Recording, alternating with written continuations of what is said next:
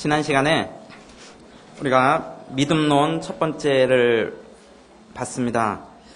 그 내용은 믿음의 근거는 하나님의 말씀이다. 우리가 하나님의 말씀을 볼 때 유의해서 봐야 될 부분은 하나님은 어떤 분이신가 하는 데서 시작해서 하나님은 나에게 어떤 분이 되시는가까지 나아가야 한다는 것이죠. 거짓된 믿음이 어떤 믿음입니까?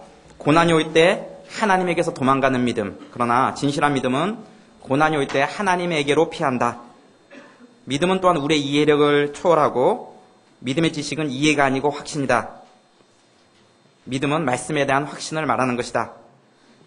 성경 말씀이 나를 향한 하나님의 말씀으로 받아들이는 것이 믿음이다. 이런 내용들을 같이 봤습니다. 오늘 두 번째입니다. 믿음은 은혜의 선물이다. 26조 제2장 믿음, 그 정의와 속성에 대한 설명, 믿음의 확실성. 사실 믿음을 위해서 가장 중요한 요점은 이것이다. 즉 하나님께서 제시하시는 자비의 약속은 우리의 외부에서만 타당하고 우리의 내부에서는 전혀 타당하지 않다고 생각하는 것이 아니라 그 약속을 진심으로 받아들임으로써 그것을 우리의 것으로 만드는 것이다.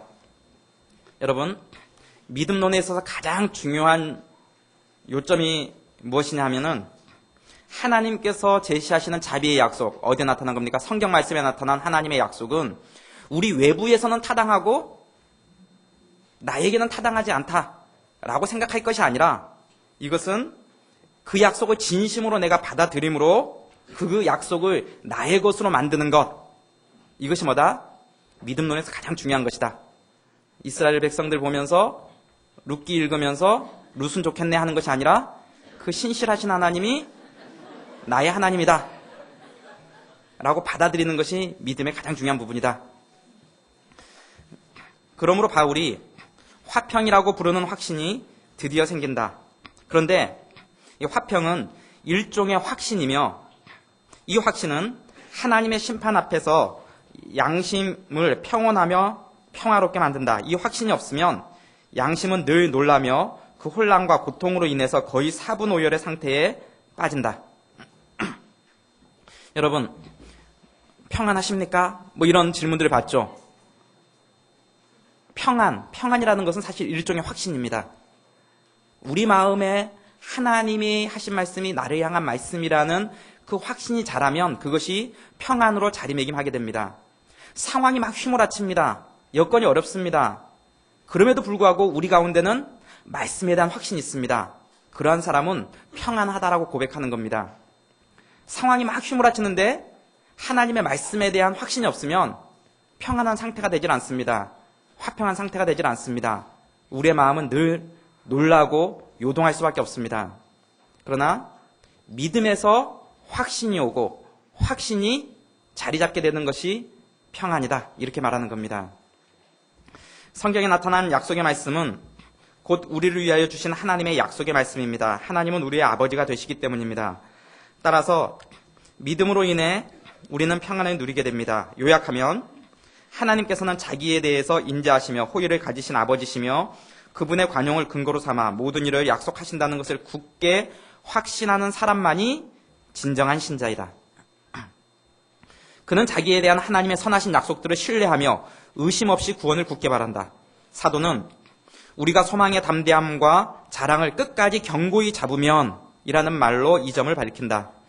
그래서 사도의 생각으로는 천국의 기업을 확신 있게 자랑하는 사람이 아니면 아무도 주를 올바르게 신뢰한다고 할 수 없다. 하나님의 말씀은 우리가 믿을 때 우리에게 영생이 있음을 약속하고 있습니다. 하나님의 약속을 신뢰하며 천국의 소망을 가진 자가 진정한 신자인 것입니다. 어떤 사람이 나는 그리스도인입니다. 나는 하나님을 믿고 나는 예수님을 믿습니다. 그런데 이 하나님의 약속의 말씀은 내가 못 믿겠습니다. 이렇게 하면 이게 넌센스라는 것이죠. 우리가 그리스도인이다. 하나님을 믿는다.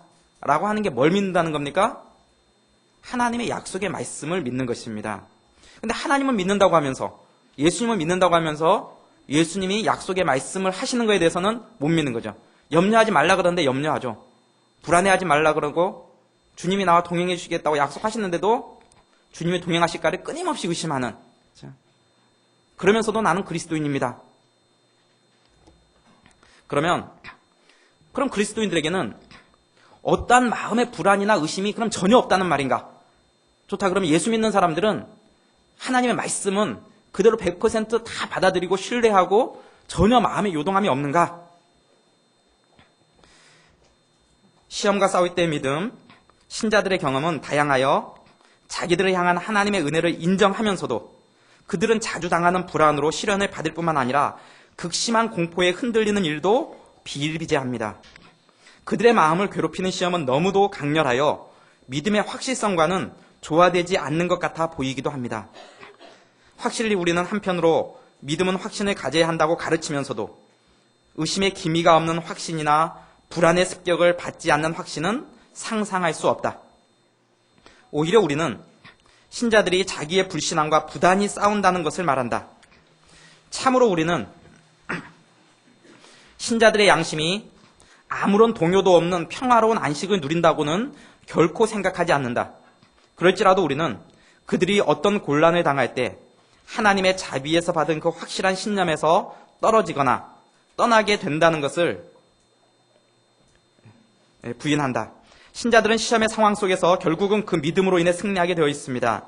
신자들은 무거운 시험에 눌리며 거의 꺾일 정도가 되더라도 끊임없이 일어섭니다.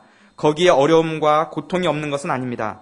그리고 그들은 자기의 마음이 약한 것을 알기 때문에 진리의 말씀이 내 입에서 조금 더 떠나지 말게 하소서라고 기도하며 영적 싸움을 계속해 나가는 것입니다. 신자의 내심에 있는 갈등, 신자에게도 마음속에 갈등이 있습니다. 경건한 사람은 속마음에 분열을 느낀다. 하나님의 선하심을 알므로 감미로운 느낌이 일부에 스며들었으나 일부에서는 재난의 쓴맛을 알고 슬퍼한다. 한쪽에서는 복음의 약속을 믿고 안심하면서 다른 쪽에서는 자기의 죄를 알고 공포에 떤다. 한편으로는 생명을 소망하며 기뻐하는데 또 다른 한편으로는 죽음을 직시하고 전율한다. 이런 변동은 믿음이 불완전한 데서 생기는 것으로 현세 생활에서는 이 불신앙의 병을 완전히 치료하고 신앙이 우리를 완전히 채우며 차지하는 행운을 볼 수 없다. 따라서 여러 가지 갈등이 생긴다. 육의 잔재 속에 안주하는 불신앙이 내심에 배태된 신앙을 공격한다. 그렇다면 믿음은 확실하고 분명한 것이 아니라 막연하고 혼란스러운 것이 아닌가? 그러나 결코 그렇지 않습니다. 우리가 여러 가지 생각에 끌리지만 그렇다고 해서 믿음에서 완전히 멀어지는 것은 아니다. 불신앙의 책동으로 사면 초가가 되지만 그렇다고 해서 우리가 불신앙의 믿없는 수렁에 빠져버리지는 않는다. 우리는 얻어맞지만 우리의 입장에서 전락하는 것이 아니다. 전투의 결말은 언제나 같다. 곤란한 문제들에 포위되어 위기에 처한 듯 하던 믿음이 결국은 승리의 계가를 부르게 된다. 나에게 신앙의 갈등이 있었던 때는 언제이며 그것을 어떻게 극복하였는가를 나눠보세요. 여러분, 하늘나라에 가면 불신앙은 완전히 사라지게 됩니다. 그러나 우리가 생명이 있는 이 기간 동안에는 우리 가운데 끊임없이 신앙과 불신앙이 싸움을 합니다. 우리 가운데 있는 신앙은 하나님의 약속의 말씀을 신뢰해야 한다라고 우리의 마음을 계속해서 치지만 우리 가운데 끊임없는 불신앙이 하나님의 약속이 과연 나에게도 적용될 것인가 하는 그러한 염려와 불안을 일으킨다는 것이죠. 그래서 신자들이 이 땅에 살면서 그 누구도 완벽한 100% 하나님의 말씀을 신뢰해서 조금의 염려나 불안함이나 두려움이 없이 온전히 하나님께 맡긴 사람은, 그런 행운을 차지하는 사람은 이 땅에서는 없다는 겁니다. 하늘나라에 가야 있다는 것입니다. 우리 가운데 끊임없이 내 안에 하나님의 약속의 말씀을 붙들어야지 하는 그 생각과 또 여전히 그 말씀에 대한 회의와 의심, 이것이 끊임없이 싸우지만 전투의 결말은 늘 같다. 누가 이긴다는 겁니까? 하나님의 약속의 말씀이 이긴다는 겁니다. 믿음이 이긴다는 겁니다. 우리가 죽음에 대해서 생각할 때도 믿음의 눈으로 보면 영원한 하나님 나라에 대한 소망이 우리 가운데 있어요. 그러나 그 누구도 죽음에 대해서 1%의 불안함이나 두려움이 없는 사람들은 또한 없어요. 믿음이 있다고 하면서도 죽음은 두려운 거예요. 우리 가운데 이것이 늘 내재해요. 그렇지만 그리스도인들은 죽음에 대한 두려움으로 좌절하고 함몰하지 않고 그 가운데서 무엇이 이깁니까? 하늘나라에 대한 소망이 그걸 이겨나가는 거예요. 그래서 누가 좀 연약한 모습 보이고 좀 믿음 없는 행동을 하면 너 예수 믿는다는 사람이 왜 그렇게 믿음이 없냐? 그렇게 말할 수 없는 것은 우리 모든 사람의 싸움이 그렇다는 것이죠. 그래서 어떤 사람들은 그래요. 장례 한 집 가갖고 당신 어머니 하늘나라 갔는데 뭐 그렇게 슬퍼하냐. 슬퍼하지 말라고. 믿음 없는 행동하지 말라고. 이 사람 믿음 좋은 게 아니에요. 그렇죠? 그런 사람이 자기 어머니가 돌아가시면 안 슬퍼할까요? 슬퍼하죠. 남의 얘기니까 그렇게 하는 거예요. 그렇죠? 사고 나고 큰 어려움에 처하는데 괜찮다고. 하늘나라 가면 다 괜찮다고. 고난 중에 있는 사람 고난 다 유익이 있다고. 자기가 고난 당하면 또 상황은 또 다르죠. 어려움 처한 사람은 믿음으로 그것을 이겨나가고자 하는 마음이 한편에 있고 또 여전히 흔들리는 마음이 하나 있고 이게 늘 공존하는 거예요. 끊임없이 자기 안에서 싸우지만 결국에는 뭐예요? 하나님께서 이러한 어려운 상황 가운데서도 나를 붙들어 주실 것이다. 그 확신이 있기 때문에 어려움들을 가까스로 이겨나가는 거죠. 그래서 이렇게 정답만 얘기하는 사람들 있죠. 너무 믿음 좋은 사람들. 가면 그 사람의 상황과 처지에 대해서는 하나도 이해하지 않고 때에 따라서는 정답을 얘기해야 될 때가 있어요. 너무 하나님의 약속을 못 믿는 애들은 좀 정신 차리게 정답을 얘기해 줄 필요가 있어요. 정말 사소한 문제조차도 불안과 두려움에 떠는 사람들은 네가 정말 하나님 믿냐? 라고 얘기해 줄 필요가 있어요. 그러나 어떤 사람들은 정말 하나님을 믿고 싶지만 자기 안에 있는 그 연약함 때문에 그 내심의 갈등들, 그런 사람들에게는 뭐예요? 그런 과정을 겪지만 결국은 하나님 말씀을 붙들어야 하지 않겠느냐? 믿음 없는 사람으로 몰아갈 것이 아니라 하나님의 약속이 얼마나 소중한가를 깨닫게 해주는 것이 중요하다는 것이죠. 네 번째, 약한 믿음도 참 믿음이다. 처음에는 지극히 작은 믿음이라 할지라도 꾸준히 전진함에 따라 하나님을 더욱 확실히 알게 됩니다. 따라서 초신자의 믿음도 참 믿음이며 구원에 이르는 믿음입니다. 이는 마치 옥중에 갇혀서 반쯤 희미해진 햇빛이 좁은 창으로 비스듬히 비치는 것을 보는 사람과 같다. 그가 해를 완전히 볼 수 없는 것은 물론이다. 그러나 그의 눈은 꾸준히 비치는 그 빛을 보며 그 은혜를 받는 것과 같은 것이다. 여러분, 어떤 초신자가 예수님을 영접했어요. 그리고 신앙생활 하기로 결심했어요. 이 사람의 믿음은 굉장히 초보적인 수준이에요. 하나님에 대해서, 예수님에 대해서, 신앙에 대해서 아는 게 거의 없어요. 예수님이 나의 죄를 위해서 대신 돌아가셨구나라는 걸 믿고 내가 예수님을 영접한 것 말고는 아무것도 없어요. 그 다른 지식이 별로 없어요. 약한 믿음이죠. 초신자의 믿음이죠. 그렇지만 이 믿음은 어떤 믿음이다? 참 믿음이라는 거예요. 구원에 이르는데 조금도 부족함이 없는 믿음이라는 거예요. 그가 뭔가 그 다음에 예수 믿은 다음에 뭔가 대단한 일과 섬김과 봉사를 이뤄나야만이 참 믿음에 도달하는 게 아니라 예수님을 영접한 그 순간 그는 완전한 참 믿음에 이르게 됐다는 것이죠. 이것은 마치 뭐냐면은 창가에 비스듬히 빛이 들어올 때 그 빛은 우리가 태양을 완전히 볼 수 없다 할지라도 그것은 빛 자체로 완전한 빛이라는 것이죠. 그래서 어떤 사람이 죽기 직전에 예수님을 인격적으로 영접해서 죽었다고 하면 그가 하나님에 대해서 아는 바는 거의 없다 할지라도 그의 믿음은 온전한 믿음이라고 할 수 있다는 것이죠. 그렇기 때문에 약한 믿음도 참 믿음이다. 사단의 공격 목적. 사단이 공격하는 주 목적이 뭐냐? 사단이 우리 삶 가운데 노리는 게 뭐냐? 우리의 마음은 본능적으로 특히 불신앙으로 쏠리게 된다. 그뿐 아니라 무수한 각종 시험이 끊임없이 우리에게 맹렬한 공격을 가한다. 특히 우리의 양심이 죄의 짐에 눌려 혹은 불평하고 신음하며 혹은 자책한다. 따라서 불신앙은 언제나 성도의 신앙을 전복시키려고 한다. 공격하는 목적은 언제나 같다. 하나님께서 우리를 대적하신다는 생각으로 우리가 하나님의 도움을 기대하지 않으며 하나님이 우리의 불구대천의 원수이신 것 같이 무서워하게 만들려는 것이다. 우리가 하나님이 우리를 대적하신다는 생각으로 하나님의 도우심을 구하지 않거나 하나님을 무서워함으로 멀리하게 될 때 그것은 사단의 전략에 넘어가는 것입니다. 여러분, 사단의 공격 목적이 있어요. 사단이 여러분을 공격하죠? 사단이 여러분을 공격하면서 뭘 노리는 거예요? 여러분 병에 걸려서 여러분 진탕 고생하게 만드는 게 사단의 목적일까요? 그거 아니라는 거예요.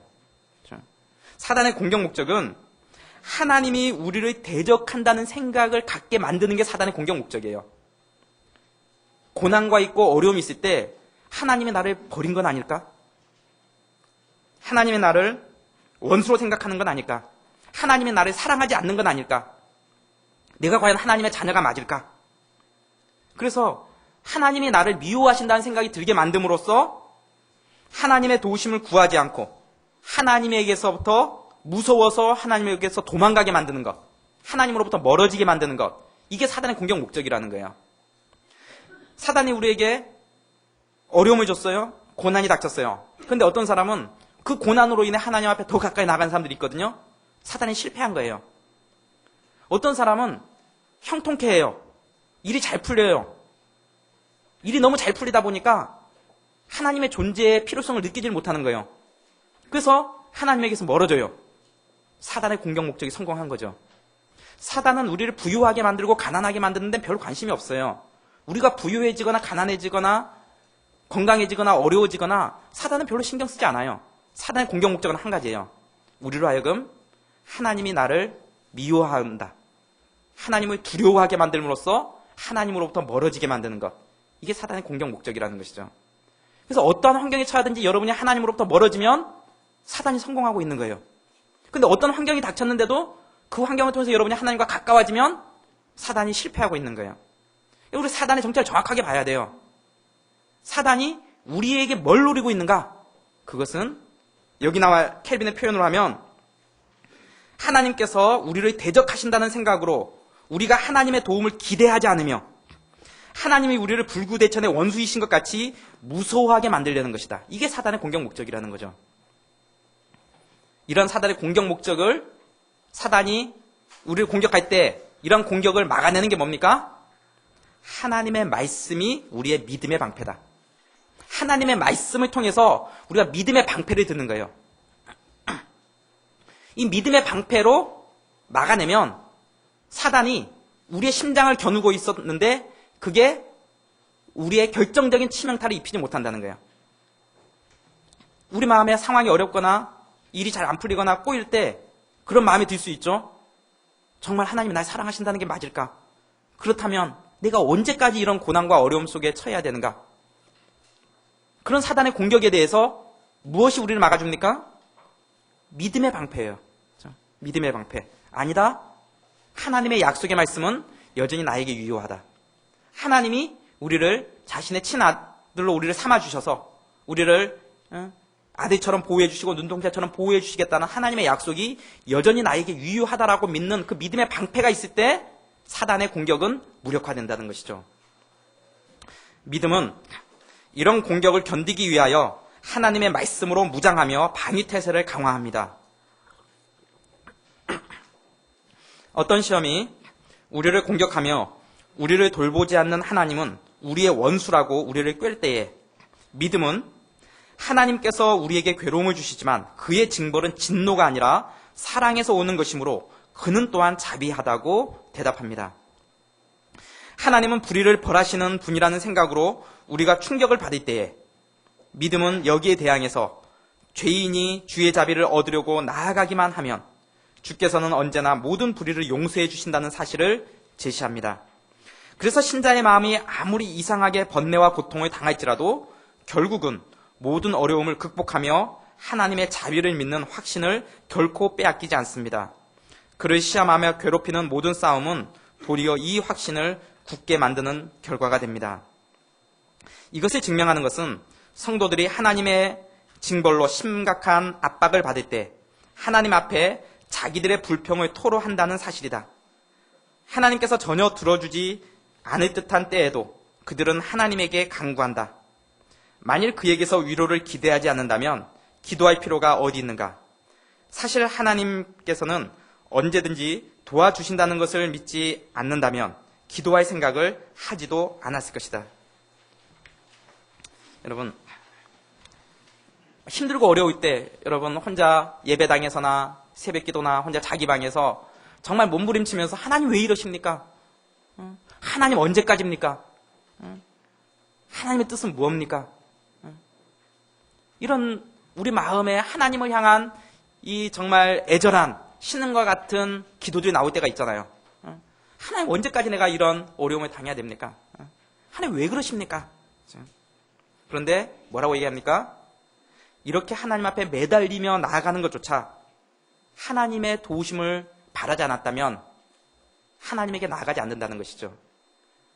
정말 아무도 없는 빈방에서 배 잡고 뒹굴뒹굴 구르면서 눈물 흘리면서 하나님 왜 그러십니까? 하나님 왜 나를 버리시려고 하십니까? 바둥바둥 되는 것 그 자체가 뭐다? 믿음이 있기 때문에 그렇다는 거예요. 믿음이 없으면 뭐 하나님 앞에 뒹굴뒹굴 구르면서 하나님 왜 이러십니까? 이러지도 않죠. 하나님 없다 그러면서 떠나가겠죠. 자기 갈 길 가겠죠. 그렇게 씨름하는 것은 하나님의 도시를 강구하는 거예요. 그렇죠? 힘들어서 바둥바둥 되면서도 하나님 도와주셔야 되지 않겠습니까? 그렇게 매달리는 것, 그것은 뭐다? 하나님에 대한 믿음이 있기 때문에 그러는 것이다. 믿음의 뿌리는 신자의 가슴에서 결코 뽑히는 법이 없고 가장 깊은 곳에 굳게 박혀 있어서 믿음이 아무리 흔들리고 전후 좌우로 구부러지는 것 같아도 그 빛은 결코 꺼지지 않는 것입니다. 불신앙은 신자들의 마음속에서 지배력을 얻지 못하고 밖에서 공격을 가할 뿐입니다. 불신앙의 무기는 치명적인 상처를 입히지 못하고 괴롭힐 뿐이며 혹은 상처를 입히더라도 그것은 나을 수 있는 것입니다. 그러므로 바울의 교훈과 같이 믿음은 우리의 방패입니다. 모든 것 위에 믿음의 방패를 가지고 이로써 능히 악한 자의 모든 화전을 소멸하고 이 방패를 들면 그것은 원수의 무기의 힘과 대항해서 완전히 물리치든지 그렇지 않으면 적어도 그 공격력을 약하게 만들며 우리의 급소를 찌르지 못하게 만듭니다. 이 믿음의 방패를 들면 적어도 적이 우리의 급소를 찌르지 못한다는 거예요. 그래서 결과적으로 판단한다면 신자들은 모두 전투에서 무사히 돌아오며 새로운 힘을 얻은 후에는 곧 다시 전쟁터로 나아간다. 그뿐 아니라 요한이 편지에서 세상을 이긴 이김은 이것이니 우리의 믿음이니라 라고 한 말이 실현된다. 그리고 우리의 믿음은 한두 전투에서만 또는 어떤 특수한 공격에 대해서만 이기는 것이 아니라 1000번 공격을 당할지라도 전 세계를 이길 것이라고 요한은 단정한다. 그리스도인의 가장 큰 특권 중에 하나는 하나님의 인도하심에 대한 특권입니다. 여러분, 사랑공간 사과, 세 가지 특권이 나옵니다. 첫 번째,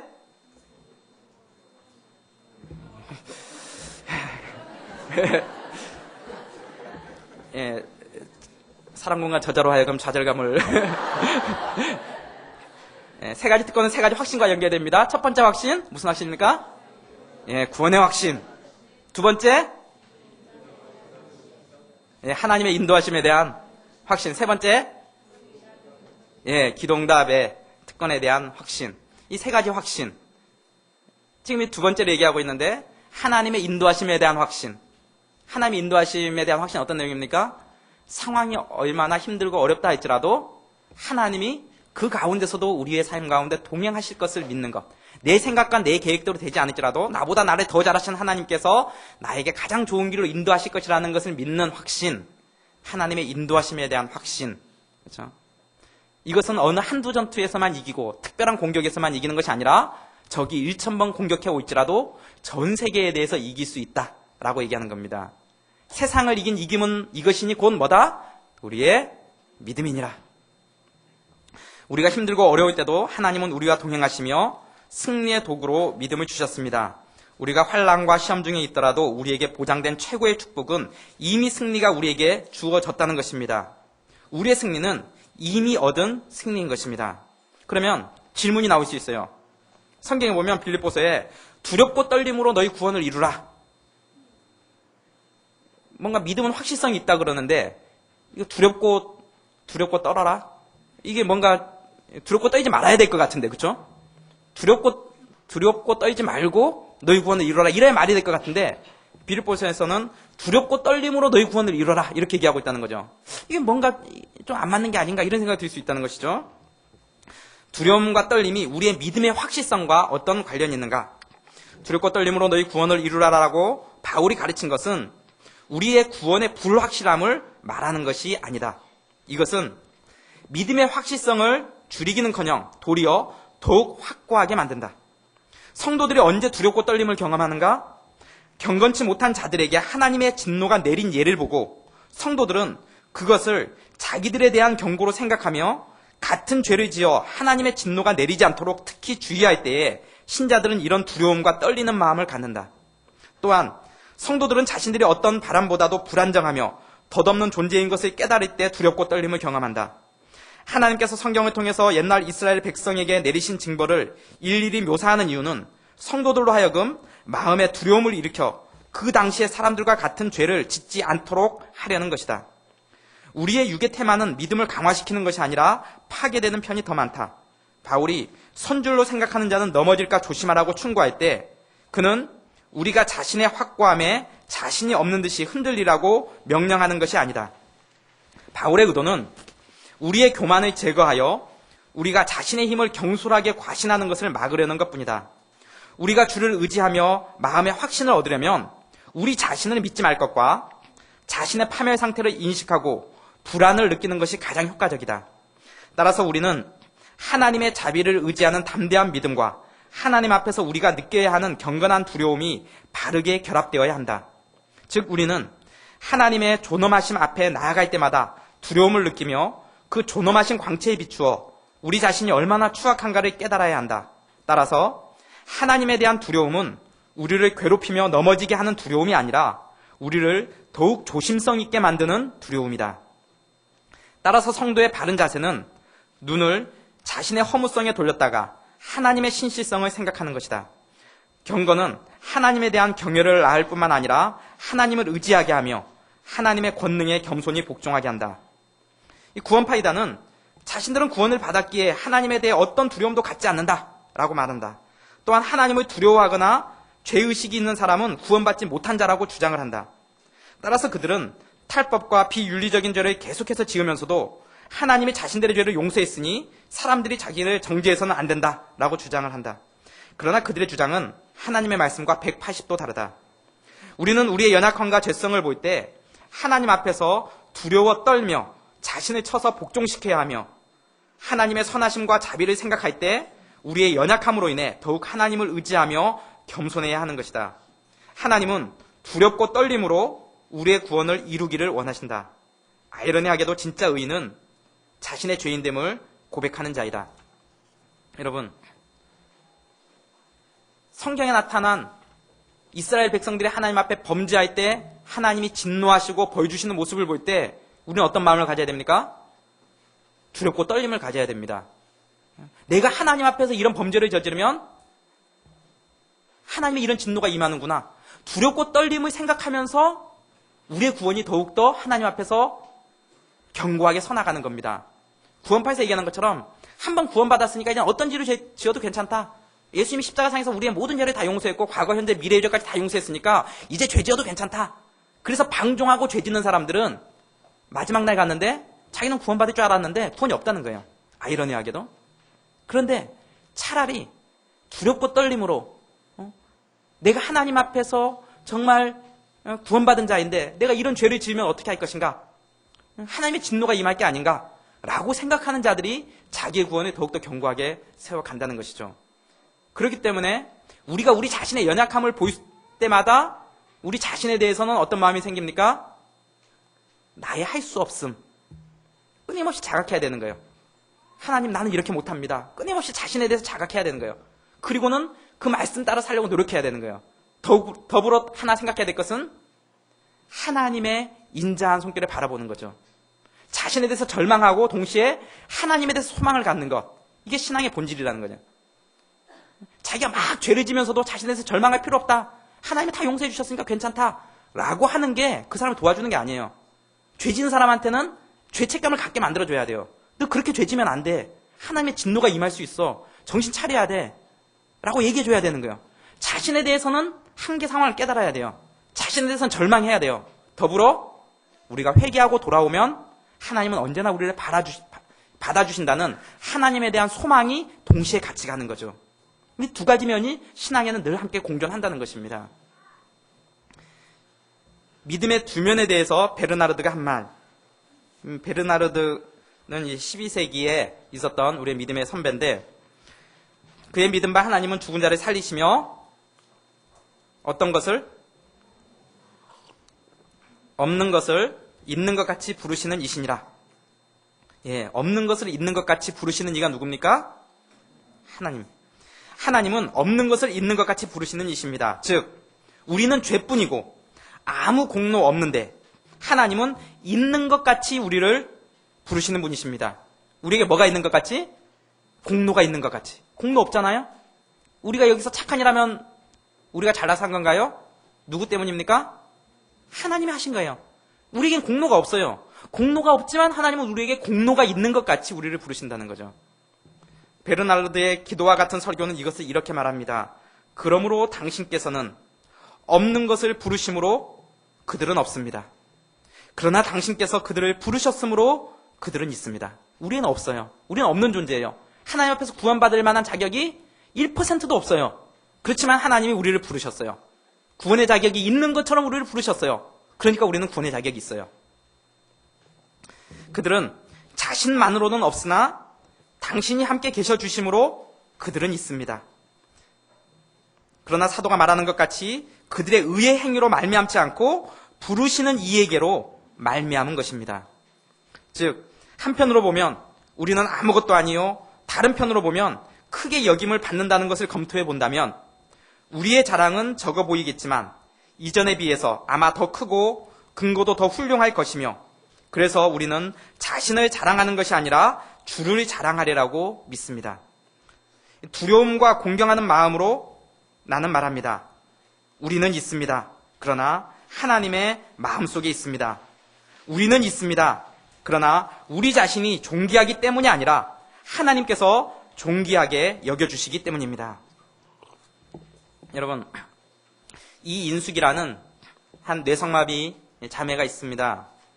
이 자매는 자기 혼자 힘으로는 걸을 수도 없고 뛸 수도 없고 자기의 손으로 한 글자도 쓸 수 없는 그런 중증 장애인입니다. 그가 할 수 있는 것은 그야말로 아무것도 없습니다. 근데 그가 성경 말씀을 묵상하면서 그에게 떠오르는 영감들을 시로 더듬거리면서 읊으면 옆에 있는 사람이 그것을 받아 적어서 시집이 나왔습니다. 오래전에 나왔는데요. 그가 주를 위해서 할 수 있는 일이 아무것도 없는 줄 알았는데 하나님이 그 시를 통해서 사람들의 영혼을 깨우치는 일을 하시는데 그 시집의 제목이 주 예수 나의 당신이여 라는 시집입니다. 그 안에 시가 주 예수 나의 당신이여 라는 시가 있습니다. 저는 이 시를 읽으면서 믿는 사람들의 생각은 이렇게 통하는구나. 이 뇌성마비 장애인이 베르나르드의 글을 읽어봤을 리가 없을 텐데 어떻게 이렇게 한영이 통하는가 하는 생각이 들었던 적이 있습니다. 그 시가 이렇습니다. 빛이 없어도 환하게 다가오시는 주 예수 나의 당신이여. 음성이 없어도 그 목소리 똑똑히 들려주시는 주 예수 나의 당신이여. 당신이 계심으로 나는 있습니다. 당신의 노래가 머물므로 나는 당신을 부를 수 있습니다. 주여, 흥건하게 젖을 수밖에 없는 나의 눈을 보시니 삶에는 영원히 비치지 않는 모래 그림자 따르고 꽃처럼 향기 나는 나의 생활이 아니어도 그래도 나는 당신이 좋을 수밖에 없습니다. 주 예수 나의 당신이여. 나는 없다 함일지라도 당신만 계시면 나는 언제나 있으며 주 예수 나의 당신이여. 나는 있다 함일지라도 당신만 안 계시면 나는 언제나 없다 함입니다. 평생을 뇌성마비로 고통 가운데 살아야 하는 한 장애 소녀가 고난 속에서도 하늘로부터 오는 평안을 이렇게 고백하는 겁니다. 주여, 꽃처럼 향기 나는 나의 생활이 아니어도 나는 당신이 좋을 수밖에 없습니다. 주 예수 나의 당신이여. 이 찬양시를 가지고 곡조를 붙여서 찬양곡이 나왔습니다. 주 예수 나의 당신이여라는 찬양입니다. 가사가 나와 있죠. 빛이 없어도 환하게 다가오시는 주 예수 나의 당신이여. 음성이 없어도 똑똑히 들려주시는 주 예수 나의 당신이여. 나는 없어도 당신이 곁에 있으면 나는 언제나 있습니다. 나는 있어도 당신이 곁에 없으면 나는 언제나 없습니다. 당신이 있음으로 나도 있고 당신의 노래가 머물므로 나는 부를 수 있어요. 주여, 꽃처럼 향기 나는 나의 생활이 아니어도 나는 당신이 좋을 수밖에 없어요. 주 예수 나의 당신이여. 저는 2절에 나는 없어도 당신이 곁에 있으면 나는 언제나 있습니다. 나는 있어도 당신이 곁에 없으면 나는 언제나 없습니다. 우리 문희진 자매가 이제 붓글씨를 하는데 그 유명한 문희진 채로 붓글씨를 써서 이걸 저에게 선물로 줬습니다. 이 2절을 써서 저한테 줬는데 책상 유리 밑에 두고 늘 책상에 앉아서 앉을 때마다 그 구절을 읽고 묵상하곤 했습니다. 이사 오다가 분실됐습니다.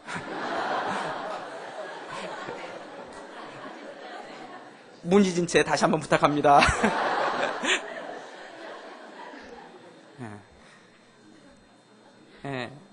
늘상 봤기 때문에 늘 기억나는 구절입니다. 나는 없어도 당신이 곁에 있으면 나는 언제나 있습니다. 나는 있어도 당신이 곁에 없으면 나는 언제나 없습니다. 여러분, 천국에 과연 상급이 있을까 하는 것은 중요한 신학적인 논쟁이 되는 부분입니다.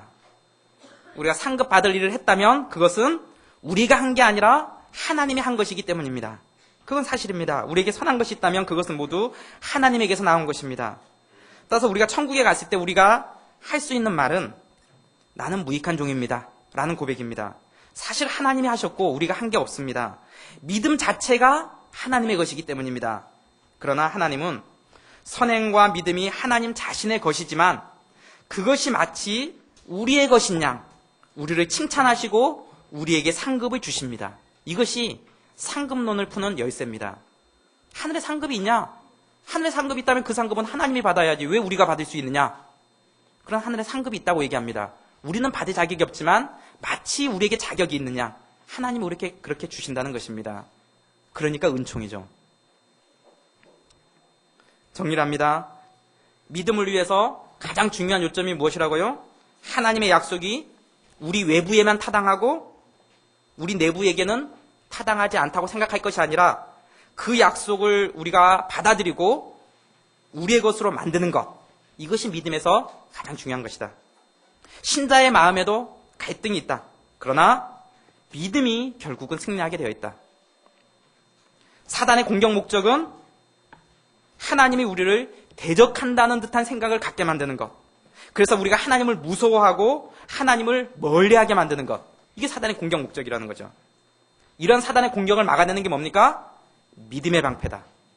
우리가 믿음의 방패를 들면 사단이 끊임없이 우리를 공격하지만 우리는 100이면 100 승리할 수 있다.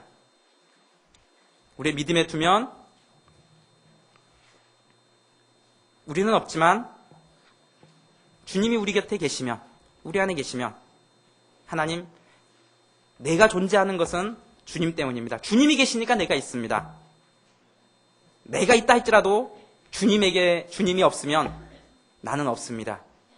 베르나르드의 고백처럼, 이인숙자매의 고백처럼 우리의 삶 자체가 하나님 그렇습니다. 나는 없지만 당신이 내 곁에 있으면 나는 언제나 존재함입니다. 하나님, 나는 있지만 당신이 없으면 나는 언제나 없습니다. 우리 이 찬양 같이 한번 드리도록 하겠습니다. 빛이 없어도 환하게 다가오시는 주 예수 나의 당신이여, 음성이 없어도 똑똑히 들려주시는 주 예수 나의 당신이여, 당신이 있음으로 나도 있고 당신의 노래가 머물므로 나는 부를 수 있습니다. 주여, 꽃처럼 향기 나는 나의 생활이 아니지만 나는 당신이 좋을 수밖에 없습니다. 주 예수 나의 당신이여. 같이 한번 찬양하겠습니다.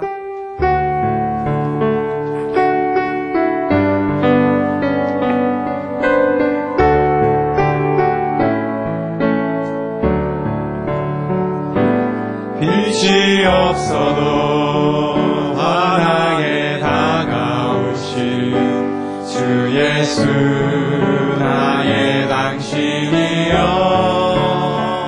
음성이 없어도 똑똑히 들려주시는 주 예수 나의 당신이여, 당신이 있으므로 나도 있고 당신이 있으므로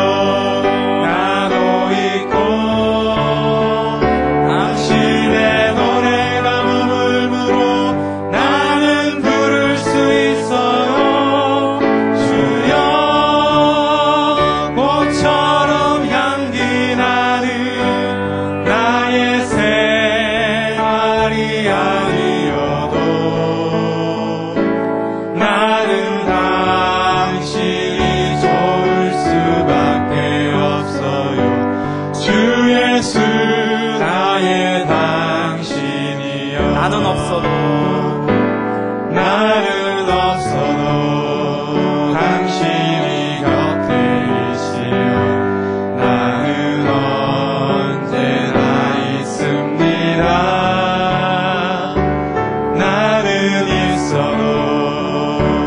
당신이 곁에 없으면 나는 언제나 없습니다. 당신이 있으므로 나도 있고 당신의 노래가 머물므로 나는 부를 수 있어요. 주여 꽃처럼 향기 나는 나의 생활이 아니어도 나는 당신을 좋을 수밖에 없어요. 주 예수 나의 당신이 나는 없어도 당신이 곁에 있으면 나는 언제나 있습니다. 나는 있어도 당신이 곁에 없으면 나는 언제나 없습니다. 당신이 있으므로 나도 있고 당신의 노래가 머물므로 나는 부를 수 있어요. 주여 꽃처럼 향기 나는 나의 생활이 아니어도 나는 당신이 좋을 수밖에 없어요. 주 예수 나의 당신이여. 하나님 아버지, 나는 없지만 하나님이 우리 곁에 있으면 우리는 언제나 있습니다. 나는 있지만 하나님이 우리 곁에 없으면 나는 언제나 없습니다. 하나님, 우리의 삶이 꽃처럼 향기 나는 생활이 아니라 할지라도 우리는 하나님 당신이 좋을 수밖에 없음, 예수 그리스도 당신이 좋을 수밖에 없음을 고백합니다. 하나님, 우리에게 아무 공로가 없지만 마치 공로가 있는 것처럼 우리를 불러주시는 하나님의 은혜를 찬양합니다. 우리의 마음에 때로는 갈등이 있고 어려움이 있지만 사단이 우리를 공격하며 하나님 우리를 대적하신다는 생각이 들게 만들지만 그러나 우리의 믿음의 방패를 가지고 능히 이겨나가게 하여 주시옵소서. 하나님만을 믿고 하나님의 약속의 말씀만을 바라는 믿음의 사람들이 되게 하여 주시옵소서.